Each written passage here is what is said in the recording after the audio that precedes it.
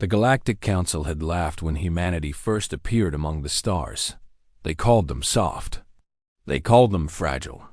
They pointed at their short lifespans and their weak bodies.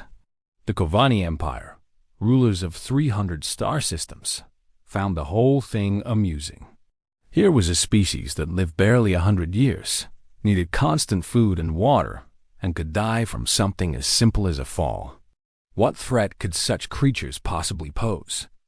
Ambassador Thren of the Corvani had stood before the council chambers and spoken with complete confidence.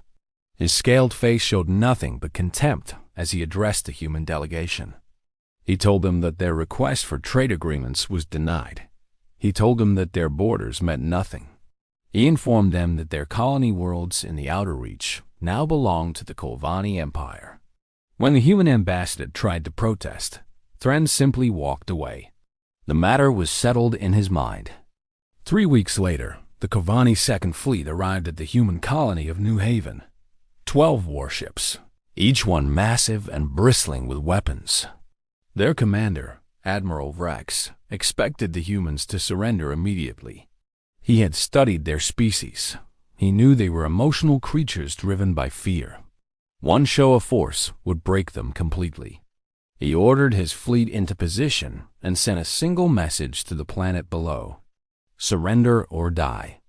The response came not from the colony, but from the darkness of space itself. Sensors screamed warnings as 37 ships emerged from behind the gas giant nearby.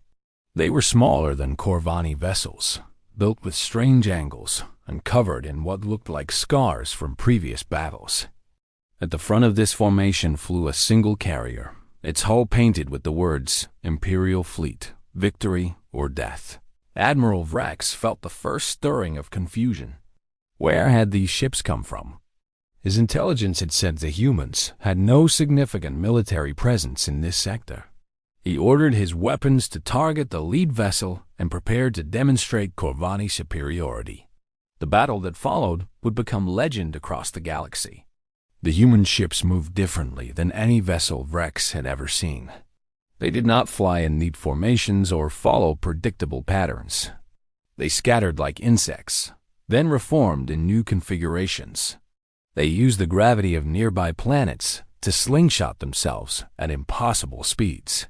They fired weapons that Vrex did not recognize, weapons that punched through Corvani shields like they were made of paper.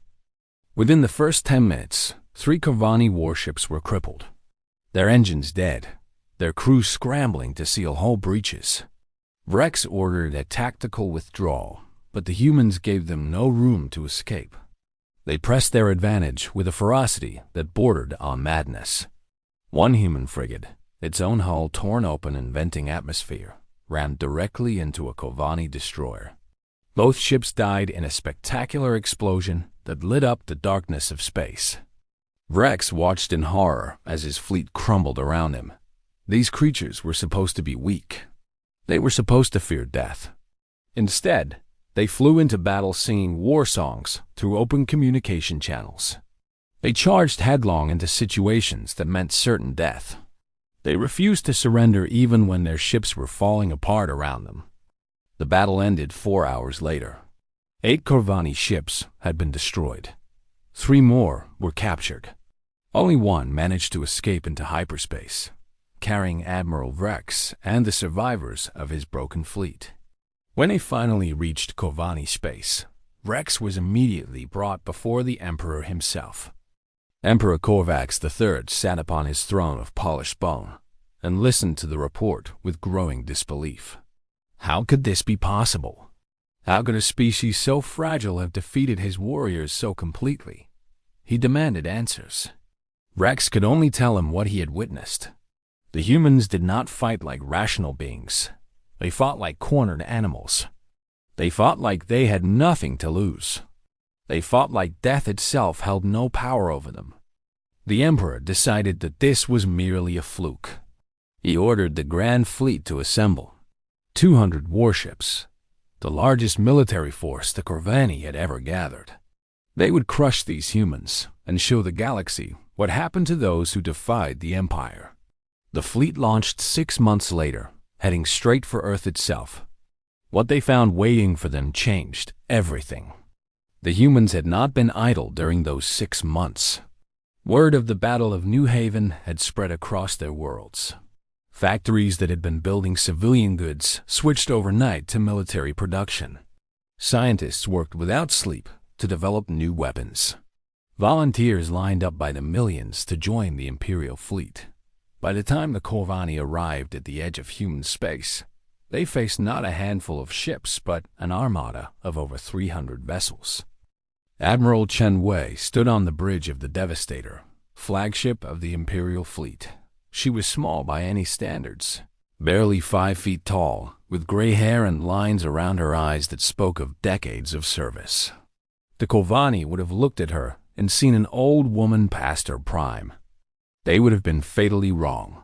Chen Wei had fought in 4 wars. She had survived 3 assassination attempts.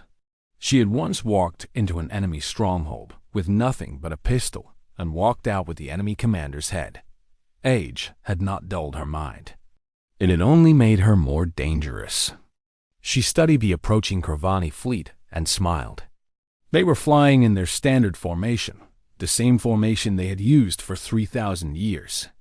They had never needed to change it because no enemy had ever given them reason to. Today, that would be their downfall. The first wave of human attack craft launched before the Corvani were even in weapons range. 5,000 small fighters, each carrying a single pilot and a payload of antimatter warheads.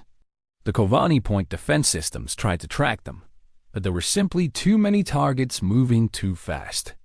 Explosions rippled across the Corvani formation as fighter after fighter slammed into their shields. Then came the missiles. The humans had spent months building them in secret. Each one carried a new type of warhead, designed specifically to overload Corvani shield technology.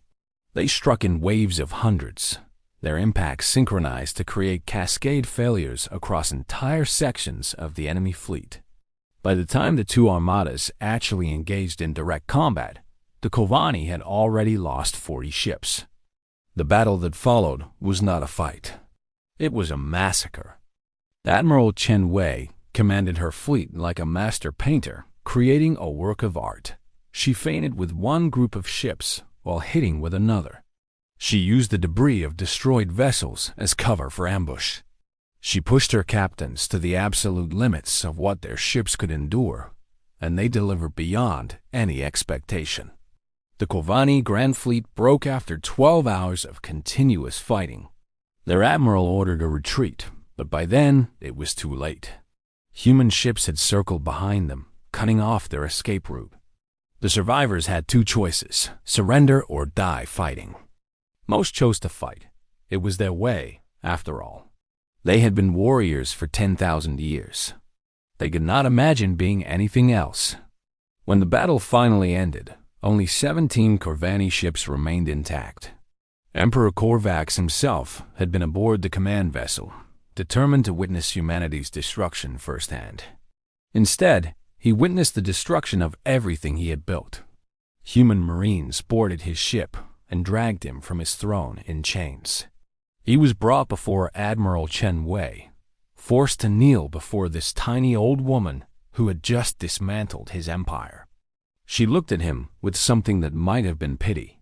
She told him that the Corvani had made a mistake. They had looked at humanity and seen only the surface. They had seen fragile bodies and short lives. They had not understood what those things meant. Humans knew they were weak. They had always known it. They lived on a planet that was constantly trying to kill them with storms and earthquakes and diseases. They were surrounded by predators faster and stronger than themselves.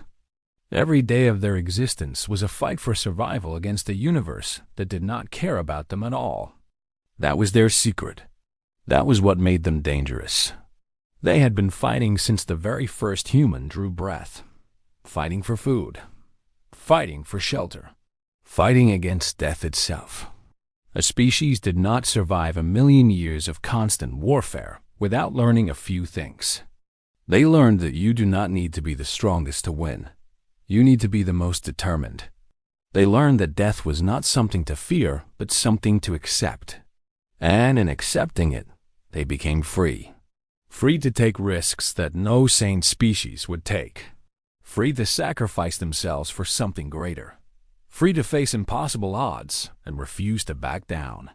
Emperor Korvax understood none of this. He came from a species that had conquered through superior strength.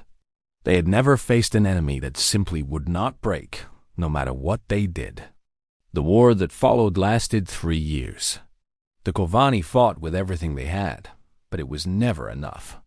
Human fleets appeared in system after system, liberating colonies and driving the Corvani back toward their home worlds. Every time the Corvani thought they had found a weakness, the humans adapted and overcame. In the end, the Corvani Empire signed an unconditional surrender. Their fleet was reduced to a fraction of its former glory. Their colonies gained independence. Their emperor was put on trial for crimes against humanity and sentenced to spend the rest of his very long life in a prison cell. The Galactic Council watched all of this unfold with growing horror. They had dismissed humanity as irrelevant. Now they saw what these supposedly weak creatures were truly capable of. Diplomatic messages flooded toward Earth, offers of alliance and trade and friendship. Admiral Chen Wei retired after the war. She spent her remaining years tending a small garden on a colony world, watching her grandchildren grow. Sometimes reporters would come to interview her, asking about the battles and the victories. She always told them the same thing. Humanity had never been weak. They had simply been waiting for someone to give them a reason to show their true strength. The Corvani had made that mistake, and they paid for it dearly. Others should learn from their example. The galaxy did learn. In the centuries that followed, humanity spread across thousands of worlds. They made allies. They made enemies. They fought wars and built civilizations and eventually began to fade into the great tapestry of galactic history. But no one ever called them weak again.